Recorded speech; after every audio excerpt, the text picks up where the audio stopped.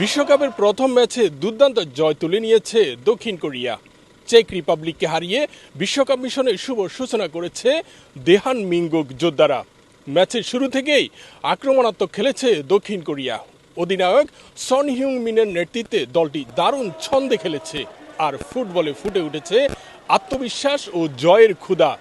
শেষ বাঁশি বাজারের সঙ্গে সঙ্গেই গ্যালারির পাশাপাশি দক্ষিণ কোরিয়াতেও শুরু হয় আনন্দ আর উল্লাস। এই জয়ের মাধ্যমে শুধু তিনটি গুরুত্বপূর্ণ পয়েন্টই নয়, নকআউট পর্বে যাওয়ারও নিজেদের শক্ত অবস্থান তৈরি করেছে দক্ষিণ কোরিয়া। দেশটির নাগরিক সহ প্রবাসী বাংলাদেশিদের প্রত্যাশা 2002 সালে ঐতিহাসিক সাফল্যের স্মৃতি এবারও নতুন করে জাগিয়ে তুলতে পারে তাদের প্রিয় দলকে। বিশ্বকাপ মঞ্চে দক্ষিণ কোরিয়ার এই জয় যেন নতুন স্বপ্নের বার্তা। এখন সবার চোখেই পরবর্তী ম্যাচের দিকে।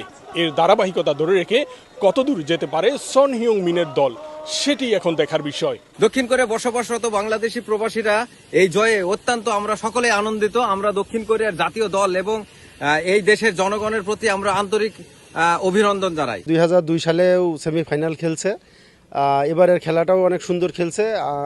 আগামী দিন আরও ভালো খেলবে, শুভকামনা রইল দক্ষিণ কোরিয়ার জন্য। আজকে দক্ষিণ কোরিয়া ফুটবল খেলায় জিতার কারণে আমাদের দক্ষিণ কোরিয়া প্রবাসী সবাই আনন্দিত, সেই ক্ষেত্রে আমিও অনেক আনন্দিত।